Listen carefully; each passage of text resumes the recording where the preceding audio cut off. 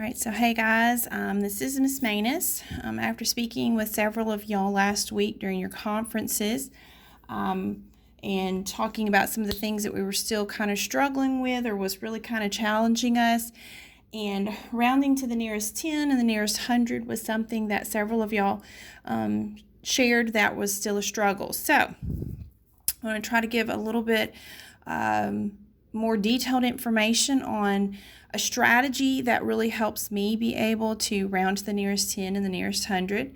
So I have a list of numbers here for us that we're going to round to the nearest 10 and to the nearest 100. So here's what I like to do when rounding. Now there are lots of different little rules and songs and different things that help us.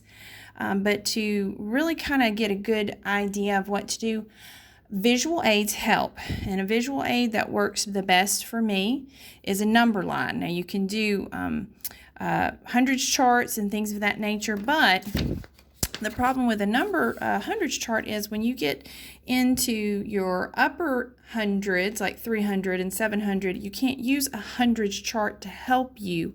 But a number line you can use anywhere. You can write it on your paper, you can write it on the test that you're working on, and you can make it however you need it. Now, here's what's so wonderful about a number line.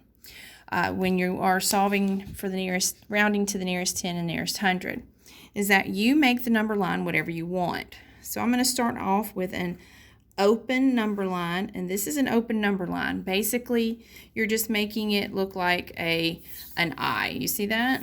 Okay. I have my starting point and my end point, and let's go ahead and use 313 as our example. Okay, so I'm going to put 313 up here. Now, I need to round 313 to the nearest 10. Okay, so I'm going to look at the tens place and I see that it's 10. So when I'm labeling my number line, I'm going to look at that 10, whatever's in that tens place. That's where I'm going to start my number line to the nearest 10. So in this case, this would be 310. Now, I need to put something on the other end of my number line, and that's going to be the next group of 10. So if I'm counting by tens, 310, the number that would come next is 320, okay? So now I have my start point and my end point on my number line. Now, the next thing I need to do as far as labeling my number line is something that I call a benchmark. The benchmark goes in the middle, and basically it's just the number that's in the middle. So the number in between 310 and 325 would be 315, okay? That's your benchmark. It's the number in the middle. Now, here's the next step. Once you've got your number line written down, you have it labeled, you are then going to take the number that we are rounding to the nearest 10, and we're going to place it on the number line based on where it is. So 313, we have 310, we have 315. So I know that that number needs to go somewhere in between here. So we've got, if you just want to, you can just go ahead. There's 311, 312, 313, 314. I know I just said it. Here is 313, okay? Now, here's the last step. You simply have to ask yourself, is 313 closer to 310 or is it closer to 320? If I look at those two lines that I just drew to jump to 310 and 320, this is obviously the shorter jump. So that tells me that 313 rounded to the nearest 10 would be 310. So that means I get to write 310 right there in the box. 313 rounded to the nearest 10 would be 310.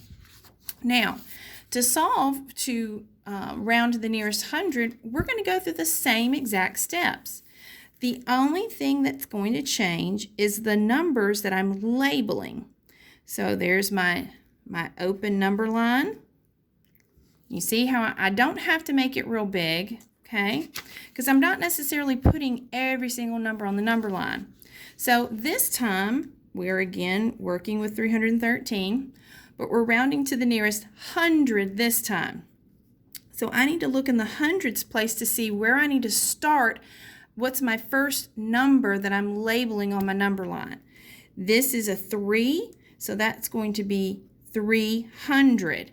Then, if I'm counting by hundreds, what comes after 300? 400, okay? So now I have my two start and end label points on my number line. I need to do my benchmark. The number in between 300 and 400 would be 350, okay?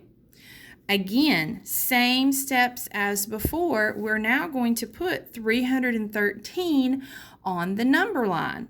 Now, 313 is obviously not going to be anywhere near 350, right? Because it was over here in between 310 and 315, and that's 320, so it can't go anywhere near there. So I'm going to put about right here. It does not have to be exact or perfect. As you can tell on this one, I didn't do all the little bitty lines because that's really not necessary. Because I don't need to know to the nearest 10, I need to know to the nearest 100. So once you've drawn your number line, you've labeled it with your end, your start and your end and your benchmark, you're going to place your number that you're rounding on the number line and then ask yourself, is that number closer to 300 or closer to 400? Just like before, we're going to look at those two jumps, and obviously this is the shorter jump to 300. Look how large that jump is to 400. So 313 is not closer to 400. We cannot round it up. That is way too far. We're going to round it back, round it down to 300 because that's where it's closer to. So 313 is rounded to the nearest 100 would be 300. All right, let's do another one. I want to make sure that you understand, and then I'm going to give you some that you can practice doing the same steps. All right, so our new number is going to be 769. So we're going to round to the nearest 10. So I've marked that, and I'm going to draw my number line. Oh, doesn't have to be perfect, all right. So I'm going to look, and I'm going to see that this says 6, so in the tens place. So I'm going to go ahead and do 760. And then over here, I know the next group of 10 would be 770. So I have my beginning and my end. I cannot forget my benchmark because that just helps me to give a clear definition of which side I need to go on. It's a good, it serves as a place to divide the numbers and give you a better visual of which way you need to go. So the benchmark in between 760 and 770 would be 765. So now I have all of the parts that I need on my number line. All I have to do now is place 769 on my number line. So here's 765. This would be 766, 767, 768, 769. There it is right there. So now my last step here is it closer to 770 or closer to 760? Well, obviously, did I even need to round or did I even need to use a number line to figure out that 769 is closer to 770? No, but I like to still do the number line to help me be able to show my work. So even when we think we know the answer in our head, Miss Manues wants us to still do the work. And you can draw a number line on any work that you're doing, and it doesn't take up a lot of space, but it helps to give you a visual so that it can help you to think out the work and not get too confused. So if we're looking at that jump and we know it's right there beside 770, so our answer is 770. 769 rounded to the nearest 10 is 770. So let's do this again for the nearest 100. So we're rounding 769 to the nearest 100. So that means I'm going to draw my number line. So if I look at this number, I know I need to start with 700, and then the next 100 up would be 800. I need to put my benchmark in the middle, which would be 750. So then I'm going to look and place my number that I'm rounding on the number line.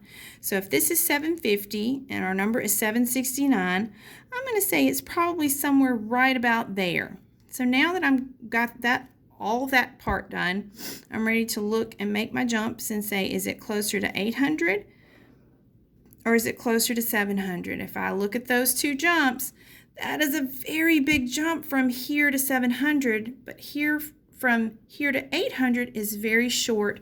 So our number 769 rounded to the nearest 100 would be 800. Okay?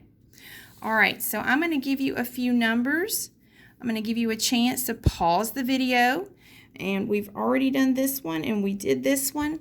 So I want you to just jot down a few of those so that you can practice those at home using the number line.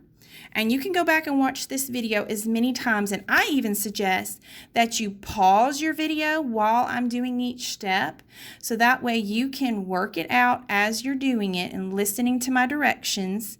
And of course, your number lines will just be different because you're going to need to label them based on your numbers, okay? I really hope that that helps some guys, and if not, just let Miss Manues know and we'll see what we can do, okay guys? All right, good luck.